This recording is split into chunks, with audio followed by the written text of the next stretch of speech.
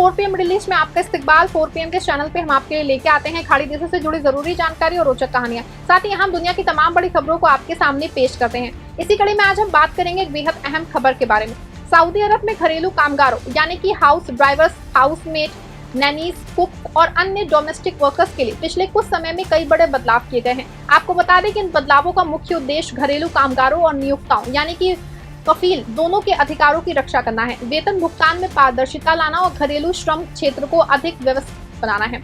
इन सभी नियमों को लागू करने में मुसंड प्लेटफॉर्म की महत्वपूर्ण भूमिका है, जो सऊदी अरब के मानव संसाधन और सामाजिक विकास मंत्रालय के अधीन काम करता है। सबसे महत्वपूर्ण बदलाव घरेलू कामगारों को अनुपस्थित यानी कि एब्सेंस फ्रॉम वर्क से जुड़ा है।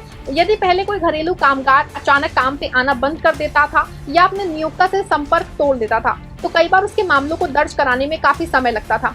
अब मुसंड प्लेटफॉर्म पे वर्क इंटरप्शन या फिर अनुपस्थिति रिपोर्ट सेवा उपलब्ध कराई गई है। इसके माध्यम से नियोक्ता डिजिटल तरीके से ये रिपोर्ट कर सकता है कि घरेलू कामगार लगातार काम पे नहीं आ रहा है।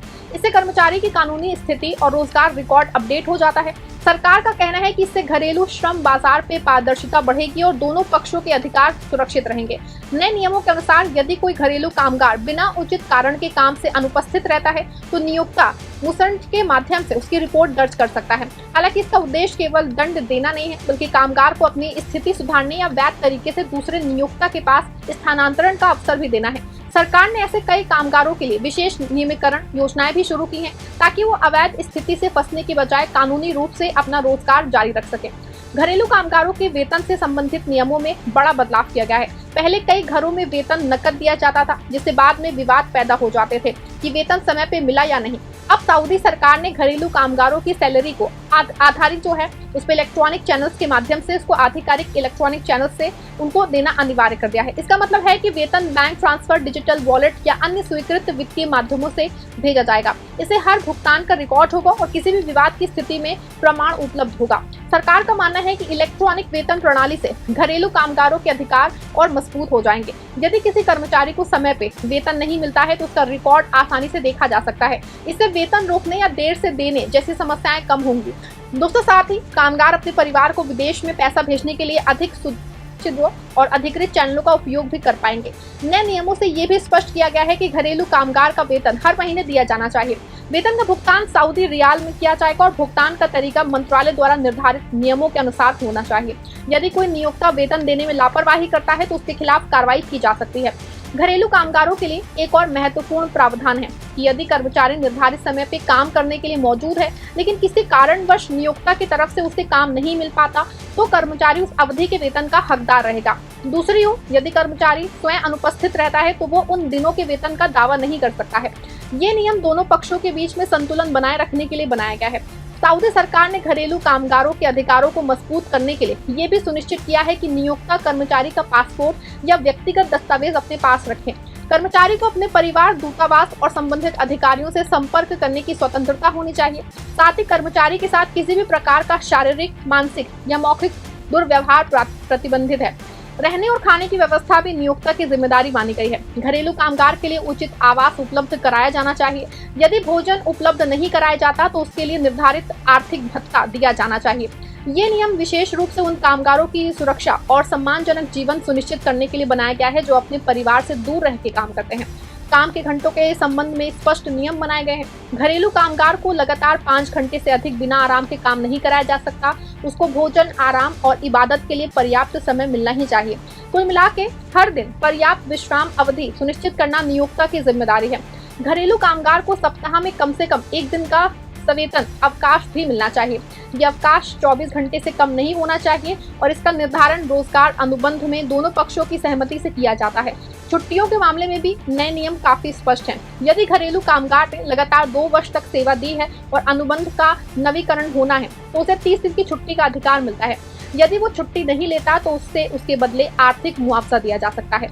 इसके अलावा हर 2 वर्ष बाद अपने देश जाने के लिए राउंड ट्रिप का भी जो है टिकट प्रावधान है। बीमारी की स्थिति में भी कर्मचारी को सुरक्षा प्रदान की गई है। यदि कर्मचारी बीमार पड़ जाता है, तो उसे निर्धारित अवधि तक चिकित्सा सुविधा और अवकाश दिया जा सकता है। हालांकि लंबे समय तक बीमारी रहने पे कुछ विशेष परिस्थितियों में अनुबंध समाप्त किया जा सकता है, लेकिन कर्मचारी के वैध अधिकारों का भुगतान करना अनिवार्य रहेगा। घरेलू कामगारों के लिए सेवा परिवर्तन के नियम भी पहले की तुलना में अधिक लचीले बनाए गए हैं। यदि नियोक्ता लगातार वेतन नहीं देता, निवास परमिट का नवीकरण नहीं कराता, कर्मचारी के साथ दुर्व्यवहार करता है या गलत अनुपस्थिति रिपोर्ट दर्ज करता है, तो कर्मचारी को दूसरे नियोक्ता के पास स्थानांतरित होने का अधिकार मिल सकता है।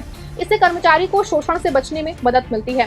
मुसान प्लेटफॉर्म पे घरेलू कामगारों की सैलरी ट्रैकिंग सेवा भी उपलब्ध है। इससे नियोक्ता और कर्मचारी दोनों भुगतान का रिकॉर्ड देख सकते हैं। ये सुविधा वेतन विवादों को कम करने और भुगतान की पारदर्शिता बढ़ाने के उद्देश्य से शुरू की गई है। यदि कोई घरेलू कामगार अनुबंध की महत्वपूर्ण शर्तों का उल्लंघन करता है, जानबूझ के नुकसान पहुंचाता है, बार बार अनुपस्थित रहता है या गंभीर अनुशासनहीनता करता है, तो नियोक्ता को अनुबंध समाप्त करने का अधिकार हो सकता है, लेकिन इसके लिए निर्धारित कानूनी प्रक्रिया का पालन करना जरूरी है। विशेष रूप से अनुपस्थिति के मामले में मंत्रालय द्वारा तय प्रक्रियाओं का पालन करना जरूरी है। दूसरी तरफ यदि नियोक्ता अनुबंध का पालन नहीं करता है, वेतन रोकता है, दुर्व्यवहार करता है या अन्य गंभीर उल्लंघन करता है, तो घरेलू कामगार भी अनुबंध समाप्त कर सकता है और अपने कानूनी अधिकारों की मांग भी कर सकता है। सऊदी सरकार इस संबंध में शिकायत दर्ज कराने, विवाद समाधान की सुविधाएं भी उपलब्ध कराती है। घरेलू कामगारों के लिए सेवा समाप्ति लाभ यानी कि एंड ऑफ सर्विस बेनिफिट्स भी निर्धारित किया गया है। नियमों के अनुसार हर 4 वर्ष की लगातार सेवा पे 1 महीने के वेतन के बराबर लाभ दिया जाता है। ये राशि कर्मचारी की अंतिम सैलरी के आधार पर गणना की जाती है और अनुबंध समाप्त होने पे भुगतान की जाती है। अनुबंध समाप्त होने के बाद नियोक्ता को एक सुनिश्चित अवधि के भीतर कर्मचारी के सभी बकाया वेतन और अधिकारों का भुगतान करना होता है। यदि नियोक्ता ऐसा नहीं करता है तो उसके खिलाफ कानूनी कार्रवाई की जा सकती है। सऊदी अरब द्वारा किए गए ये सभी बदलाव घरेलू श्रम क्षेत्र को आधुनिक, पारदर्शी और न्याय संगत बनाने की दिशा में महत्वपूर्ण कदम माने जा रहे हैं। विशेष रूप से अनुपस्थित कर्मचारियों की रिपोर्टिंग प्रणाली और इलेक्ट्रॉनिक वेतन भुगतान व्यवस्था ने घरेलू रोजगार क्षेत्र में बड़ा बदलाव किया है।